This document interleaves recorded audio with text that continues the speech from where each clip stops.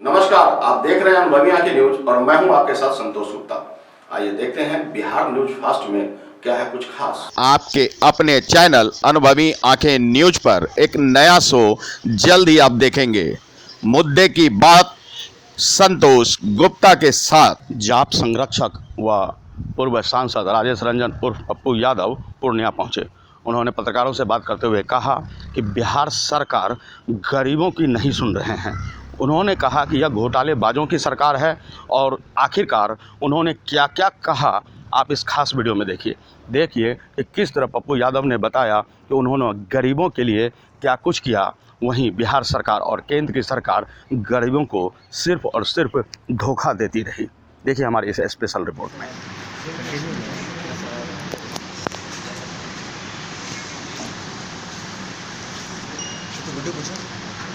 कोई सवाल है नहीं?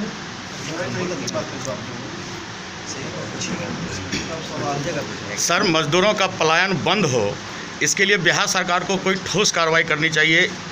कई सारे रोजगार के अवसर हैं हमारे बिहार में। नेताओं के बारे में और पदाधिकारी के बारे में आपको यदि नहीं समझ है तो मैं आपको थोड़ा सा समझा देता हूँ। आज़ाद हिंदुस्तान में गरीबी मिटाने का एक नारा बार बार देता गया और गरीबी नहीं मिटी। हम खैरात और mid day meal, Antyodaya, Annapurna, anganwadi और खैरात हम बांटते चले गए। और नरेंद्र मोदी जी ने सबसे अच्छा काम किया, उसको बधाई देते हैं कि उन्होंने कहा कि नहीं, गरीबी नहीं मिटाना है, गरीब को इस बार मिटाना है। तो एक बड़ा अच्छा काम हुआ कि 80% गरीब हिंदुस्तान के मिटा देंगे, 20% मिडिल क्लास के लोग रहेंगे। इन नेताओं के एजेंडे में हिंदू मुसलमान है। नेपाल औकात दिखा दिया हिंदुस्तान को पहली बार, नरेंद्र मोदी की छाती नहीं छोड़ी हुई। बांग्लादेश ने औकात दिखाया, नरेंद्र मोदी की छाती चोरी नहीं हुई। अभी भी इनको कश्मीर का RDX और पाकिस्तान का RDX याद रहता है। अभी भी इनको 370 याद रहता है। ट्रंप की बाराती भूल जाते हैं और जमाती याद रहता है।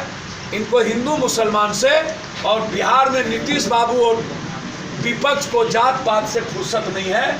गरीब और मिडिल क्लास इनके एजेंडे में नहीं है। ये मरते रहेंगे, ये जाते रहेंगे। फिर पंजाब से बस भेज करके मजदूर को बुला लेगा, लात मारेगा, फिर पैदल भेज देगा। बिहार सरकार और बिहार का नेता बलाई समझता है, मजबूरी का फायदा उठाता है और चुनाव के क्षण में 500 रुपया दे करके इस्तेमाल करता है। उनके पास यही एजेंडा है।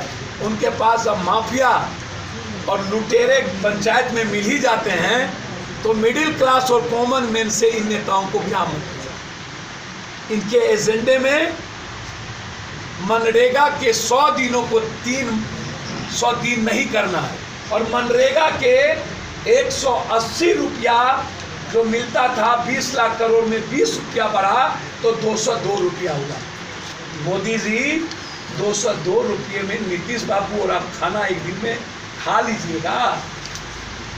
डीजल का दाम, पेट्रोल का दाम कई गुना ज़्यादा है। जब दुनिया में डीजल पेट्रोल पानी से कम में बिक रहा हो तो भारत में डीजल पेट्रोल 7.5 रुपया 38 पैसा बढ़ा दिया पहला इशू। और हमारी GDP कितनी है? 1.2 और 4 लॉकडाउन के बाद ये GDP आएगी -0.7। और आज नरेंद्र मोदी कह रहे हैं कि मेरा इकोनॉमिक ग्रोथ बढ़ने में मुश्किल होगा। और मन की बात में कहते हैं योगा करिए। और कोरोना वायरस से सबसे ज़्यादा प्रभावित मजदूर हो गए। मतलब मोनी बाबा का मजदूरी टूटा और 7 तारीख से वर्चुअल रैली शुरू होगी। पैथोलॉजी, दुष्टई और दोगलई का मिसाल है बीजेपी। पैथोलॉजी, दोगलई, दुष्टई का मिसाल है बीजेपी। लाश चारों तरफ हो, भूख से मर रहा हो, 12 करोड़ बच्चे बेरोजगार हो जाएं, लेकिन इनकी वर्चुअल रैली बारे और नीतीश बाबू का डिजिटल गेम, काला नाग है लोग। और नाग को बिहार की जनता दूध पिलाती है। चुनाव का घड़ी आया, 4 महीना चुनाव बाकी है, तब इन लोगों को याद आया है हत्या हो रही है। अरे पैदा किसने किया? ये जदयू के विधायक कौन है? नीतीश बाबू के नाक के बाल। पैदा तो आप ही के पिता ने किया था। पिंटूस की हत्या हुई थी, चुनाव का महीना था, पप्पू यादव 2 लाख रुपया दे के लौटा तो राजनीति कर लिए, और चुनाव के बाद जिसने पिंटूस को मरवाया उसको टिकट दे दी। राजनीति का इतना धुला चरित्र यह बिहार में ही संभव है। ज्योति पासवान जब भूखी थी तब किसी को याद नहीं आया। ना जाने कितने लोगों के पिता और मां मरे जिसको पप्पू यादव ने गाड़ी करके बिहार भेजा, तब इन लोगों को याद नहीं आया।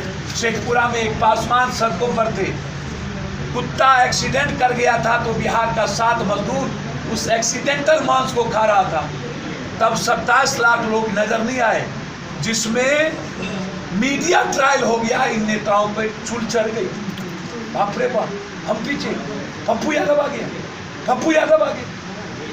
ये दो ना जाती है।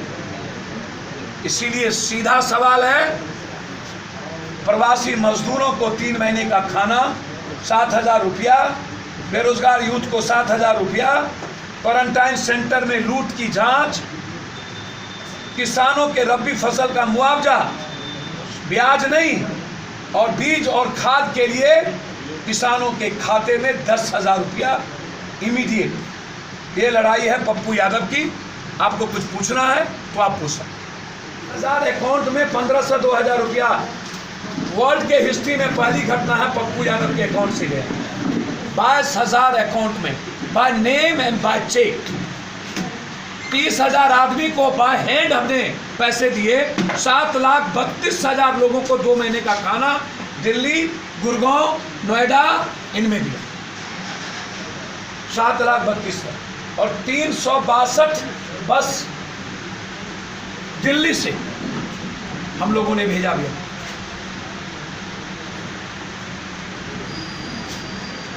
इसलिए जुलाई तक बाहर से आए प्रवासी मजदूरों को मैंने जो आपको कहा कि 5 केजी चावल, 1 किलो दाल, 1 लीटर तेल, मसाला, हल्दी और 2 साल। ये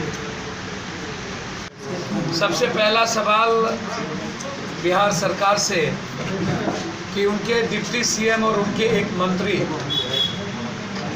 ने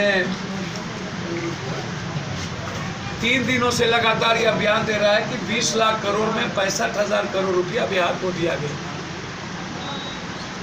और जदयू के मंत्री श्याम रजा कहते हैं कि हमको न तो जीएसटी का पैसा दिया गया, न 1 रुपया दिया गया। अब ये सवाल बिहार जानना चाहती है, आप 20 लाख करोड़ रुपए की घोषणा में ना तो 20 पैसे आपने मजदूर को दिया, आप रबी फसल की जो क्षति हुई उसमें आपने 20 रुपया नहीं दिया, आप 31 मई के पहले बीज और खाद का पैसा आपको किसानों को देना था जो महाराष्ट्र सरकार ने दिया, आपने उसके लिए नहीं दिया।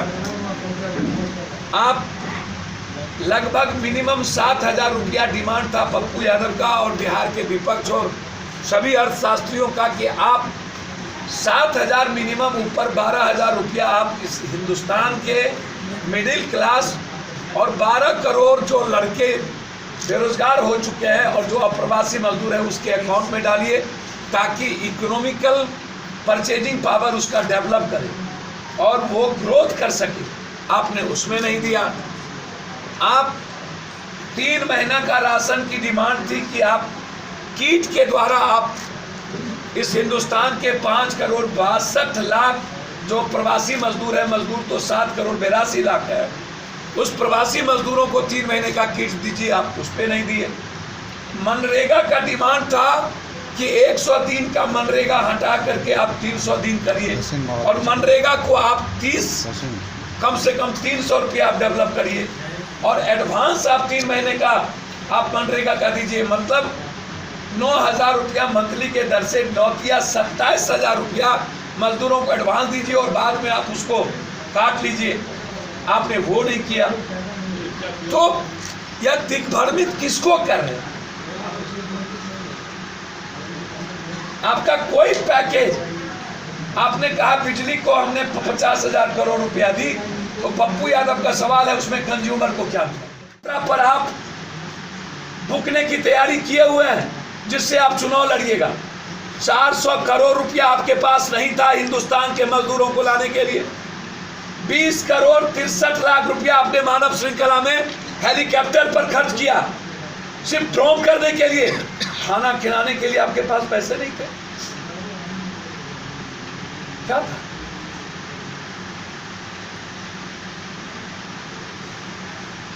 रैली में आप बाय नाच करवाते हो, ये माफिया लोग 400 बस ले जाते हैं, ये बड़े बड़े ताकतवर आदमी को बस लाने की आप फ्रीडम देते हो, गांधी मैदान में रैली करते हो, 100 करोड़ की रैली करते हो, लेकिन कोटा से बच्चों को लाने के लिए एक बस नहीं मिला इन एमएलए एमपी को। 722 राज्यसभा लोकसभा एमपी कहां थे? पॉर्न देख रहे थे कि इश्क और मुश्क में फंसे हुए थे या मसाज करा रहे थे? कहां था ये 55 दिन विपक्ष का नेता और विपक्ष? किस होटल में था और कहां मसाज करा रहा था? 55 दिनों में 300 लोग भूख से मरे, 80 लोग ट्रेन में मरे और 38 लोग क्वारंटाइन सेंटर में बिहार में मरे। मैं जानना चाहता हूं कि कहां था सत्ता पक्ष और विपक्ष? 302 का मुकदमा लगना चाहिए पीयूष गोयल पर, 302 का मुकदमा लगना चाहिए सत्ता पे जिसने मरने पर मजबूर किया।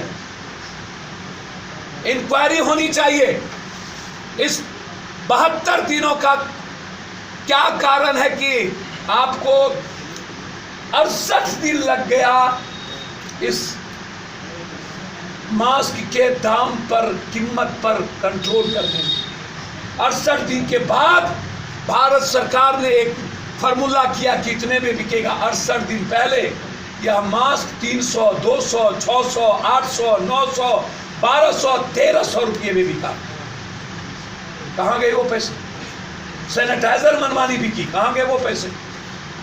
पीएम केयर्स फंड में आरटीआई को पूछने का राइट नहीं है? मुख्यमंत्री केयर्स फंड में आरटीआई को पूछने का राइट नहीं है? क्या पीएम केयर्स फंड का पैसा हिंदुस्तान के को आत्मनिर्भर बनाने वाला यूथ और मजदूरों के खाने में नहीं लगेगा?